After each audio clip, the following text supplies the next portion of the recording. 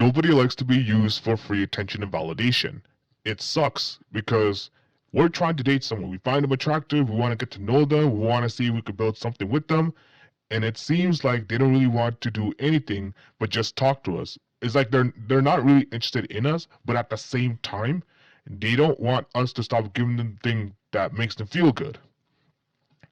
So what ends up happening is, because of this trend, a lot of people go to the internet to seek advice on signs that somebody's using them for free attention and validation. But those signs are also have a high overlap with signs of just somebody just who is interested in you but being cautious. And nobody should be punished for being cautious, especially when you're meeting someone for the first time and trying to get to know them and looking out for your safety. I don't think anyone should be punished for that. But because there's such a high overlap of this, sometimes when one person do things because they're trying to keep themselves cautious, the other person interprets that as a red flag, and any first sign of the red flag, they immediately leave. Now, from my own dating experience and from working on my social skills, I can say this: signs alone doesn't tell a story. Signs alone doesn't tell a story, because if let's say there's an example, like you send one person a text and that person doesn't get back to your text, or like they take hours to get back to your text, there's multiple meanings behind that. And one is that they may not be interested in you, but the other part is they could just be busy, right? So telling which is which, you really have to pay attention to, right? So even if those signs happen a few times, sometimes it may not be enough for it to come to a clear conclusion. So in this case, signs don't actually serve well. What does is trends.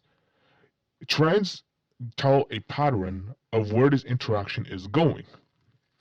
And you uncover these trends by talking to this person a couple weeks ago. So that means even if you see like a couple signs of disinterest, or what we think are signs of disinterest, we're gonna have to like continue talking to them to keep the conversation going until we get a clear trend.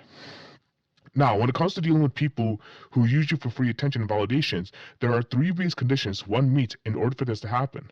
Those utilizing the active approach run into this risk because they're the ones driving the conversation, and they're the ones who are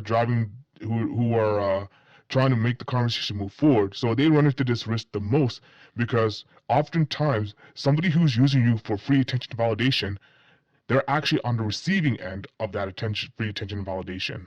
So it's being given to them. So if you're somebody who takes the active approach to your dating life, definitely watch this video. Now, the first condition is they show consistent signs of disinterest, especially when you're the one leading the interaction. So when you meet, as I mentioned before, like, signs are not necessarily a clear-cut indicator that somebody doesn't like you or not. So even when you ask them questions, even when you try to make the conversation interesting with them, it's like somebody who's not interested can answer a question, can show a little bit of personality, can express like interest, or like may even laugh at your jokes, but then maybe that moment is short-lived. And then sometimes you get yourself thinking, it's like, okay, I can recreate that again. So you try doing tricks that get them thinking like that again.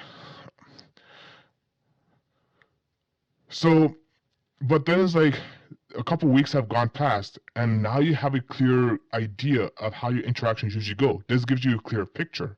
And what ends up happening is, throughout your interactions and throughout different contexts that you can pay through your interactions, you see there are multiple signs of disinterest, and the signs of interest you do see within that trend, they're not really signs of interest because you had to do very specific things.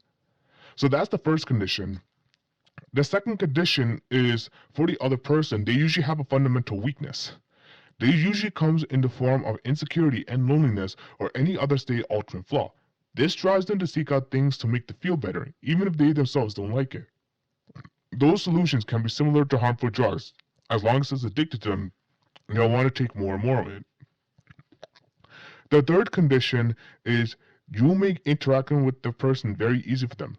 Remember when I warned people who take on an active approach that they definitely need to watch this video? This is one of them. The people who use you for free attention and validation, they have no reason to take an active approach and getting that from somebody they don't like. They're usually on the receiving end of that. And those who take an active approach, Like they work on their storytelling abilities. They set first impressions intentionally. They ask questions. They drive the conversation forward. And because you're doing all these things, you're making conversation easy for them to talk to you. Sometimes when the person doesn't like you, but you make them feel good, they'll want to talk to you because you make them feel good, not because they like you. When someone is not interested in you, there's very little incentive for them to keep a conversation going with you. In fact, most of the time, they'll just turn you down and move on to find someone they like, which is better for both of you. But what about the person who uses you for free attention?